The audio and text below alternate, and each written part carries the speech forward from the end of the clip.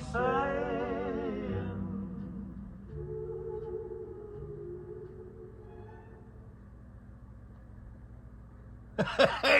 Hey guys, welcome back to the Square the Circle music channel.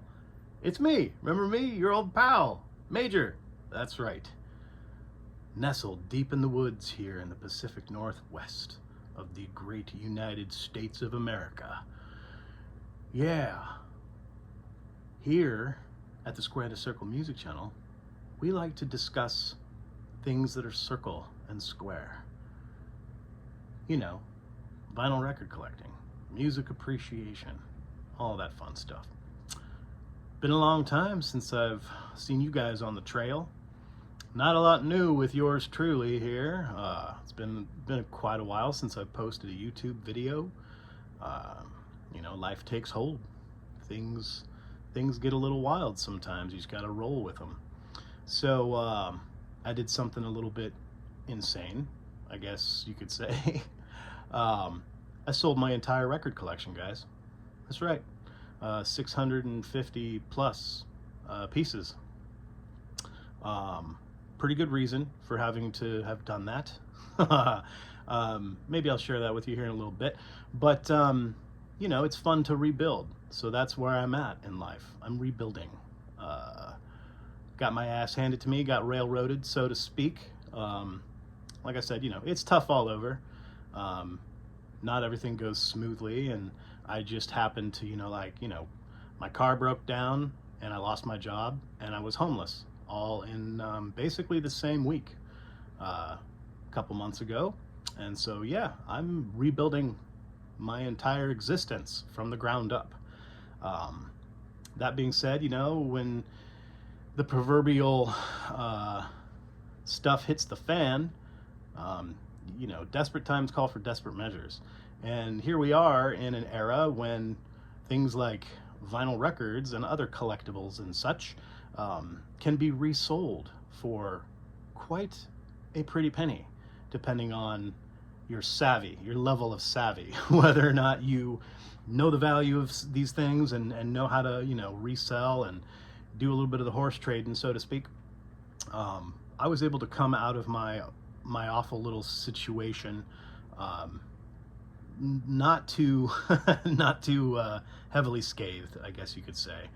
But yeah, I was homeless for like 2 months and slept in a freaking tent in my ex-wife's backyard and got COVID at the same time and had to find a new job and a new place to live and whatever else. So thank goodness for this highly valued collectible that I was able to resell. And like I said, it's fun to rebuild. So here I am. This is my sharing video, my rebuilding video. And I'm just going to share with you a small, paltry little selection of records that, again, I could not bring myself to, sell off with that big collection. These are priceless records to me.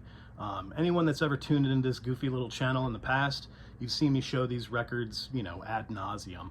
So get ready for a little bit more of the same. But I guess you could say my modus operandi for this is just to kind of like, say hello again and I ain't dead. Here I am making it work. But yeah, just kind of like show off some of the stuff for the reasons, like I said, that are priceless and very near and dear to my heart. These are important albums to me and should be to a lot of other people. I want to share these so that if anyone's never come across these titles, scope them out and maybe see why this dum-dum over here in small town Oregon holds these albums in such high esteem. So yeah, enough of the preamble, and I'll just get into these selections here. This was one that was given to me by my mother, floated around in our household, as I was growing up. Means the world to me, but to any of you folks that appreciate and love that sound of the late 70s, American folk music, mixed heartily with old world folk sounds of the British Isles, English, Scotland, Ireland, Wales. These are like sailor songs, sea shanties, that type of thing. That was hugely popular here in America in the 70s and in the 80s and stuff, and people were kind of like taking these classic tunes that I guess you could say they're traditional tunes, and setting them to a more kind of modern folk sound. This is a group called Howling Gale. They were floating in and around here in the Northwest, the Pacific Northwest of the United States in the late 70s. Album's called Rant and Roar. I believe this was their first album. But yeah, on a small independent label here in Portland, Oregon called Grassroots. And again, just a fantastic selection of like classic kind of like, drunken sailor tunes. And they do it justice. It's fantastic. All of the vocal stylings and, numerous guitars and some other like, smaller instruments, some flute here and there and accordion. Just a really great sound, really fun listen. Yeah, so if you like that kind of old world style folk, you're really going to dig this with that Celtic flair and that Celtic sound. Beautiful art, and this has managed to stay nice and clean over the last 40 years that it's been floating around with me. So obviously this is something I could never part with.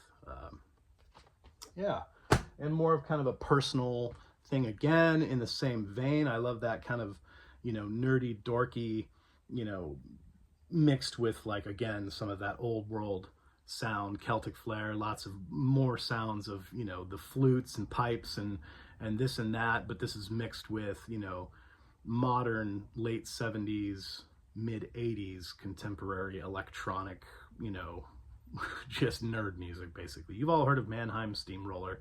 This is that Fresh Air series that they did. They did at least about 9 parts all through. This was like late 70s, all the way up through the mid 90s. But yeah, an American group, I think based out of Kansas maybe is where they're originally from, or maybe somewhere in the Dakotas or Nebraska, quite possibly. I know it's somewhere like tucked smack dab in the Midwest of the United States. But yeah, it's a fantastic listen.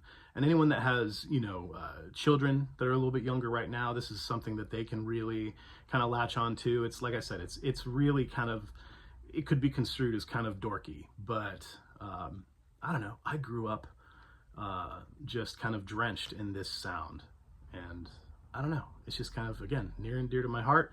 And it's not worth anything. It's it's in dollar bins from here to eternity. So would have been pointless to throw this in with a large sale collection. So yeah, had to hold on to it. Really neat album. So everyone check out Mannheim Steamroller's Fresh Air series. This is part 3. More fantastic nerd music that I just could never bring myself to let go of. Again, one of those titles that if you've ever watched my channel, I've talked about incessantly. Video game music, yay. From, the hyper popular series, The Legend of Zelda. This was music from one of the games made in the late 90s called the Ocarina of Time. But this has all been rearranged and set to like long form contemporary classical symphonic music, all arranged by I believe a German man. I think his name was Eric Buchholz. He did all the arrangements, and yeah, it's all performed by the Slovak National Orchestra. It's really fantastic. Double disc, beautiful, embossed. This is a double LP that you won't find in any record stores very likely, and if you do want to get a copy of it, you have to search it on whatever Discogs, and you're gonna pay probably anywhere from $60 to $100 for it. So, and I just adore it. I would never let this go. Not just because it's harder to get these days, but I just it's an endearing classic. Anyone that appreciates those original compositions by Koji Kondo, the Japanese, video game composer, popular for, all of the music that you know and love from Super Mario Brothers, Legend of Zelda, all of them. I think he did like a bunch of the themes from like Mega Man games and whatever else. So, yeah, everybody check this out. Magnificent. Here's a twofer. Big fan of progressive rock. And in my opinion, these guys are quintessentially probably the best modern progressive rock band you can get. Still making music. They had a recent release in 2020. It was basically my favorite album of the year back in 2020, and it's been one of my favorite albums ever since. I had all 5 of their LPs, but I let go of a few of them. The person that bought the collection from me knew of this band and liked a lot of their older stuff and just wanted these albums. And I asked him kindly, I said, hey, I'm going to keep these 2 because they mean the world to me. Talking about the Norwegian prog band Wobbler. This is their 3rd LP. When they invited, I can never remember his name. He's the vocalist and guitarist in the band, but this was when he joined the band somewhere in like 2014, I want to say, something like that, 2013. Anyway, Rights at Dawn, and then their subsequent album, From Silence to Somewhere. Sorry, I had a little bit of a brain fart there. But these 2 albums released just a couple years apart from each other, probably, like I said, 2014 to 2016, something like that. These are just priceless to me.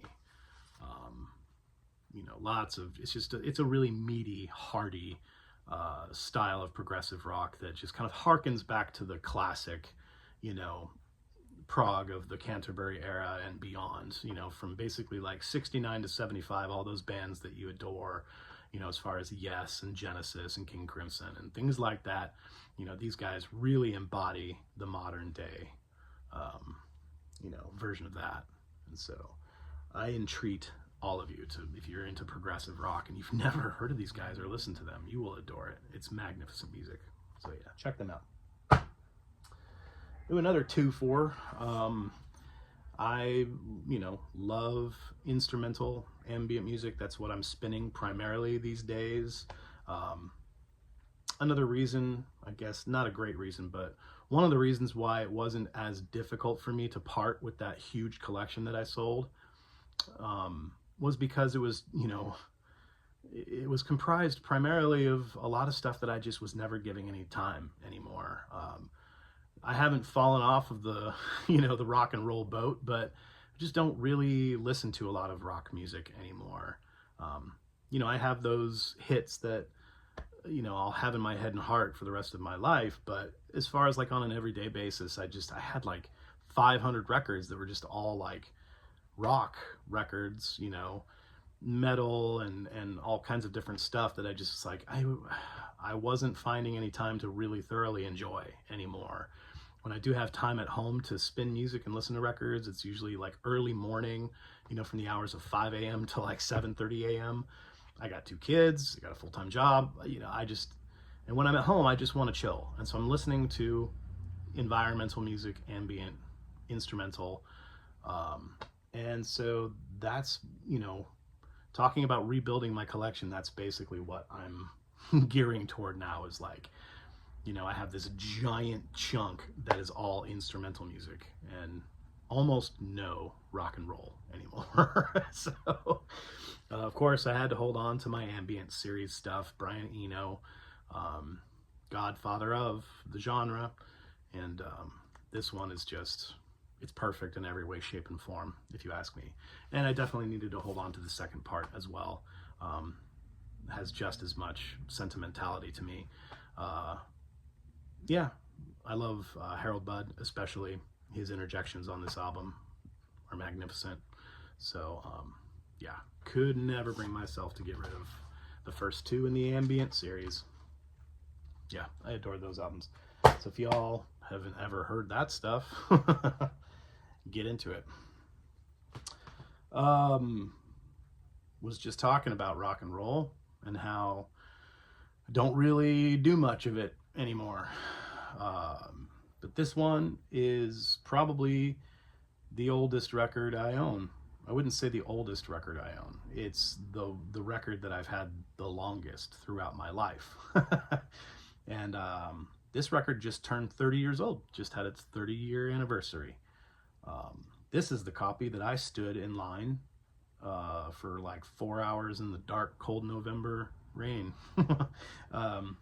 to wait to buy. They released it. This was kind of unheard of in the early to mid 90s. Bands had all but, discarded the way of, releasing anything on vinyl anymore. And this band was tried and true to it, and respected and loved, that era and what it means to like have something that's a tried and true, pure piece of art, you know, that you can hold in your hands. And I've kept it with me for 30 plus years, and this is my favorite rock album of all time. And so Pearl Jam's Vitalogy, like I said, this is the copy that I've been carrying around with me for 30 years. It's my favorite rock record, and I think it's a masterpiece. So that's all I need to say about that one. Never getting rid of that, of course. This is one that all of y'all will have never heard of, but it means the world to me, of course, because I was in this band. I played the drums in this band. I unfortunately did not play the drums for this band when they recorded this LP, but it still means the world to me. Fantastic group called Growler, still performing their music, I think, in and around the Bay Area in California. But guy who was the, you know, lead man in this band lived up here in Eugene, Oregon for probably like 5 years. I played with the band for a smattering of those years. Got a little dedication to me here in the ledger notes on the back. It's special to me. So yeah, just wanted to show that off. Cool album. More Celtic music. I love Celtic music. This one's kind of hard to find. Not in CD format. You can get it anywhere for $1, but the LP pressed in Ireland, you know, it's beautiful, and I love the music, and it's kind of not really rare, but it's pretty uncommon. So yeah, just wanted to hold on to this. Really great. The Moving Hearts album called The Storm, probably like mid 80s, I want to say 85, yeah, 1985. These guys, a lot of these musicians actually ended up being the performing musicians for that popular troupe Riverdance in the 90s. You guys remember the 90s, right? Riverdance, massively popular. And so that was a lot of the musicians from that were guys from this band. Again, you know, Celtic flavor, but very heavy with like modern contemporary pop music, rock and roll. And so, yeah, check it out.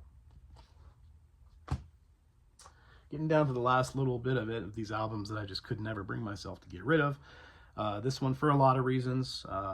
Again, I listen to just a lot of environmental and ambient electronic music, and these guys embody all of the wonderful parts of that.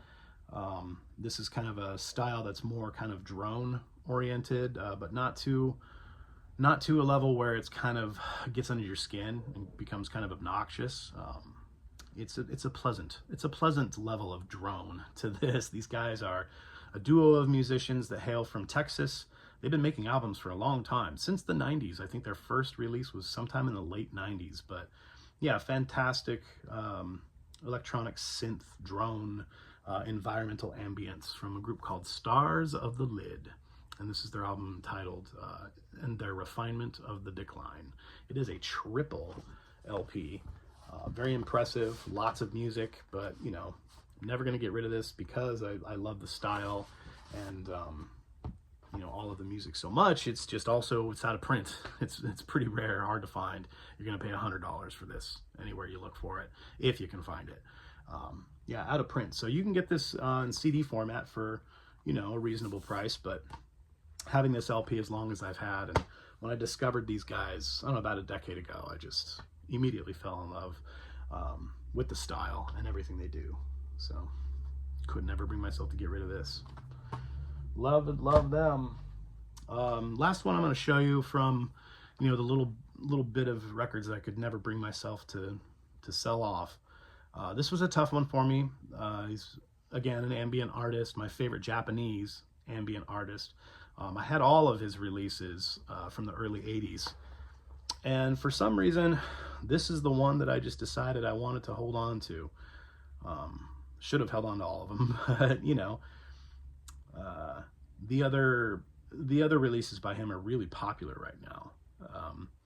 And so I'm talking about the man Hiroshi Yoshimura from the early 80s, and a lot of the minimalist Japanese ambient sounds from many artists, but I consider him to be the greatest.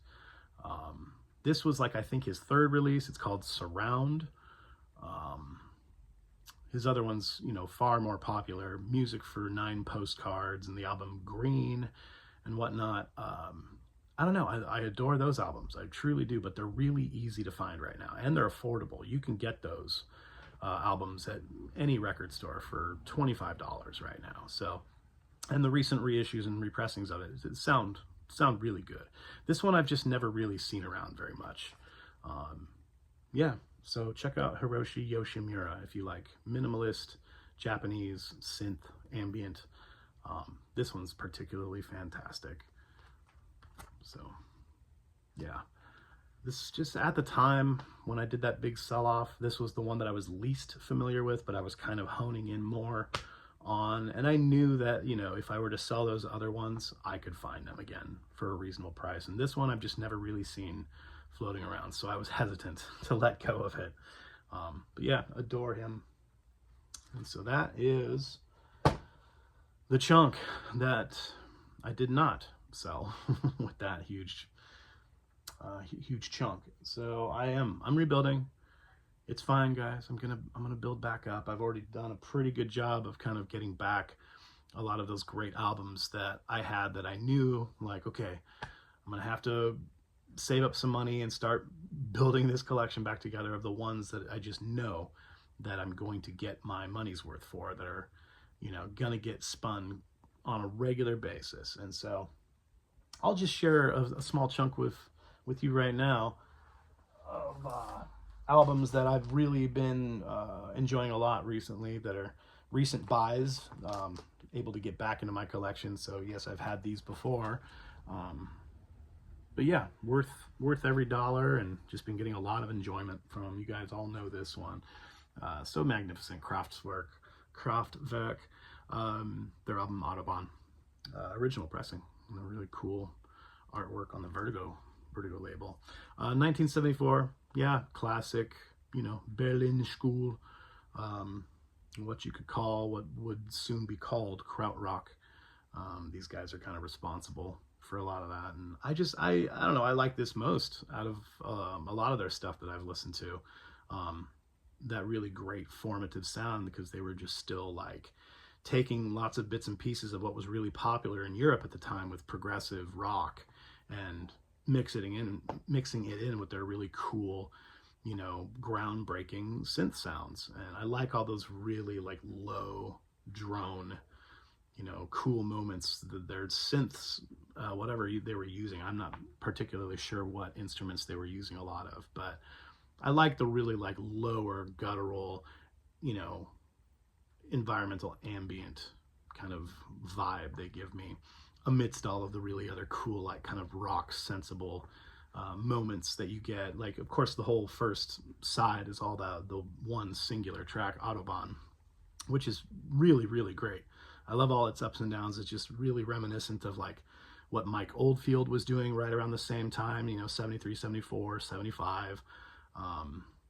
Yeah, and then the second side, more of, you know, the similar kind of style, but chunked in. I think there's like 3 tracks on the second side, 4, and they all are kind of the same kind of thing, just kind of like telling a singular kind of like journey style. Yeah, it's just a great motif. And you know, really glad I bought it. Also, it's because my son is really like into this style of music and is really latching on to this kind of stuff, and he really enjoys it. I put it on early in the morning before we go to school, you know, before he gets ready for school, and it sets him in the right mood and tone, and he just adores it. It makes me just so happy that my 10-year-old son like loves and appreciates Kraftwerk. It's great. And it's a great topic of conversation, because we're talking about this like random weird band from Germany, you know, that it kind of is responsible for an entire genre of electronica. It's pretty cool. So yeah, fun to have, fun to talk about. Here's one that I had in the old collection that I had to have again, because I've always cherished it. More of that kind of synth-driven, electronic, subtle, ambient sound. This album's called Ways of Seeing. Really, really intriguing, spectacular. I guess you could say it's a soundtrack.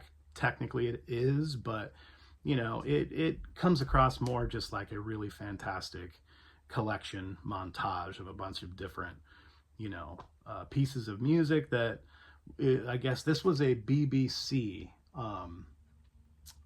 special that they did sometime, maybe in the early 2000s, a nature photography series that the BBC did, and this was kind of the music that they used for it.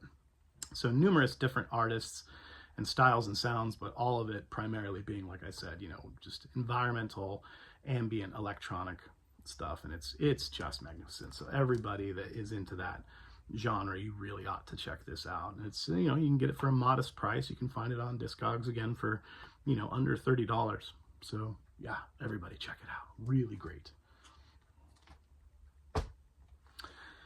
This is a cool one.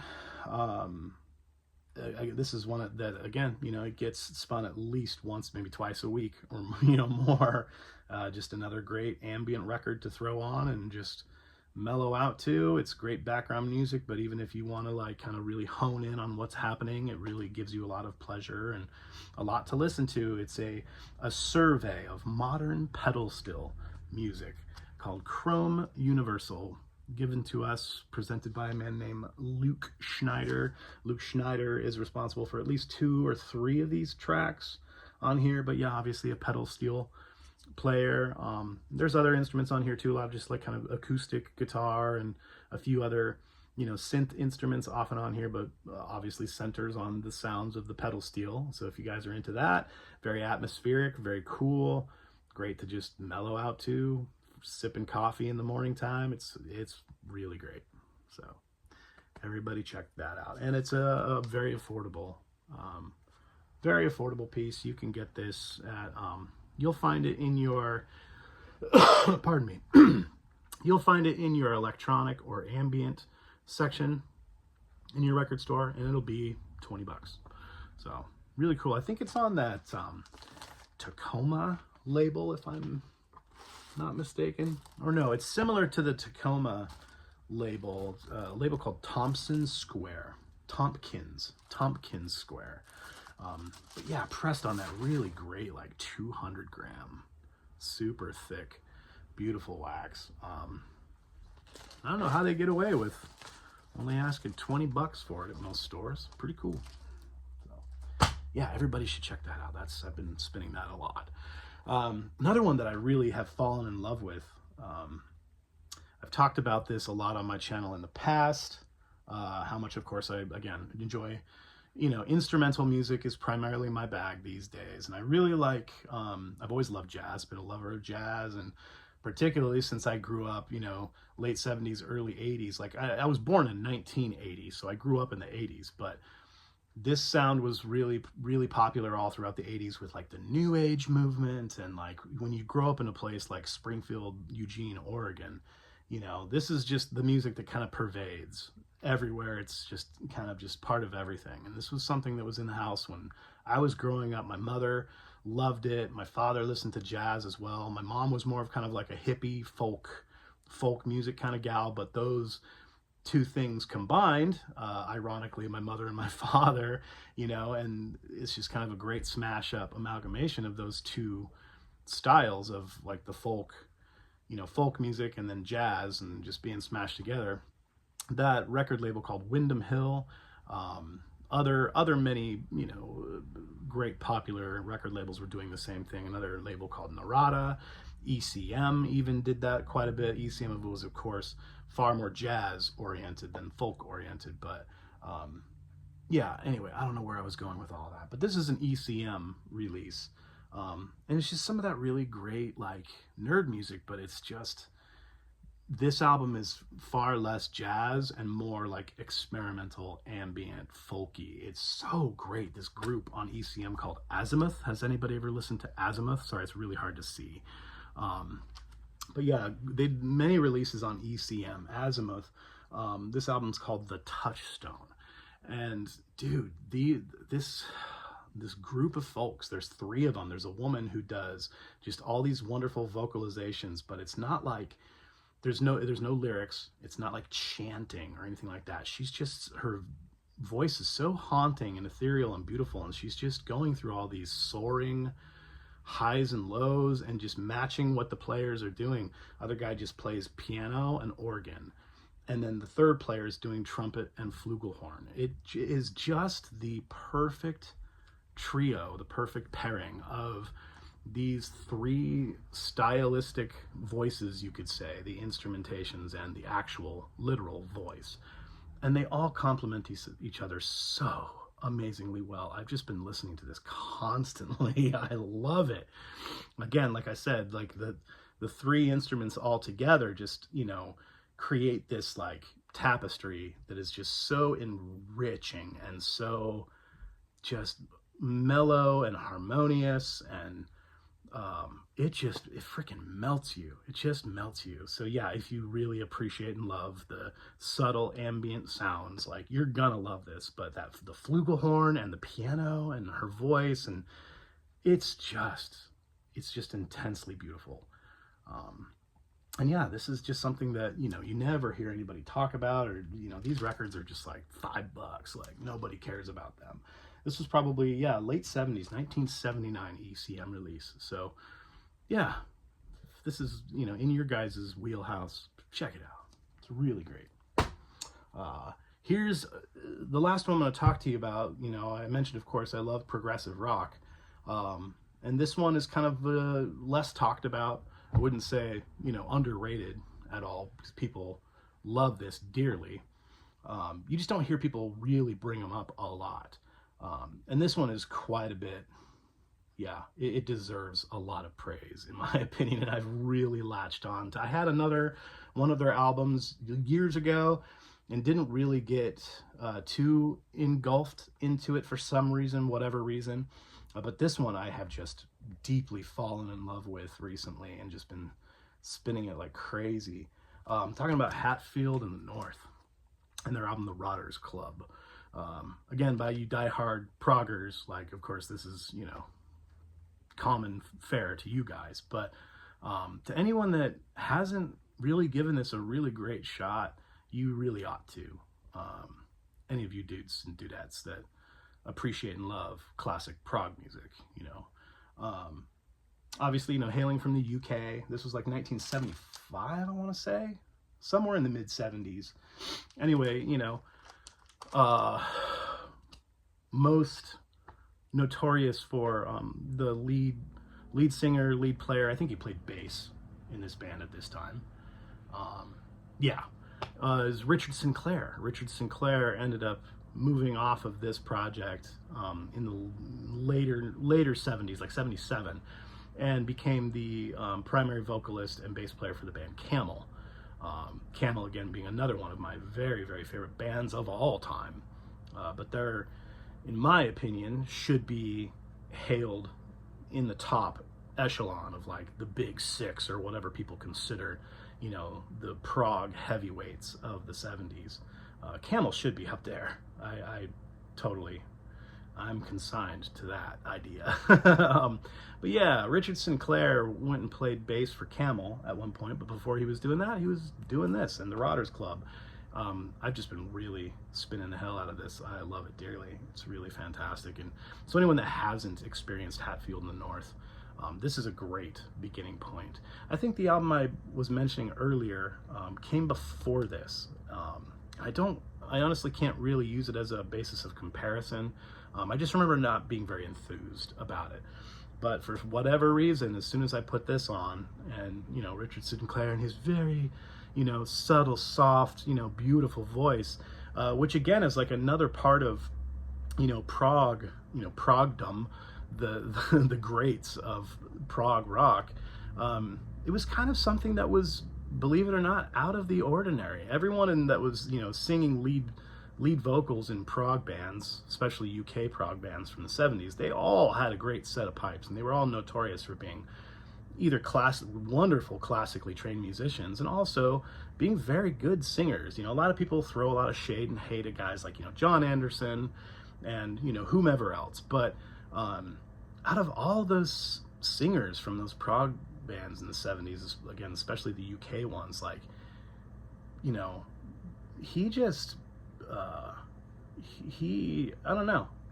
probably one of the better vocalists out of all of them. Just like as far as like, I mean, like classically trained, his vocal range and his intonation, and it's just spot on, just spot on. And so, yeah, Richard Sinclair, really fantastic vocalist, as well as a great bass player.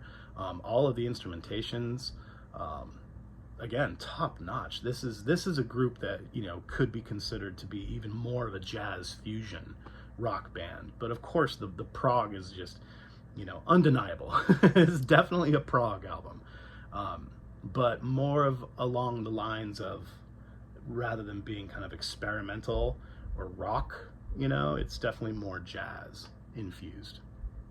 So, yeah, a lot of yada yada about that. So, but everybody check out Hatfield in the North Rotters Club. That's been a huge part of my sessions these days when I sit down on the table. So, yeah, that'll bring it to a close, boys and girls. Yeah, I'm back, whether you like it or not. So maybe I'll highlight some more of my favorite recent spins here in the near future. Maybe I'll even talk about, you know, some newer music discovered in the year 2024, since we're coming up on the year's end. I might even get back into some of that classic stuff that I used to do, like talking about all the recent gems that I find at the secondhand stores and stuff. I'm rebuilding, guys. I got a pretty good chunk here. Nothing like I used to have, but again, welcome back to the Square the Circle Music Channel. Happy holidays, whatever you're into. Happy whatevers from your old pal Mage, nestled here deep in the woods in Springfield, Oregon. Signing off. Peace be with you.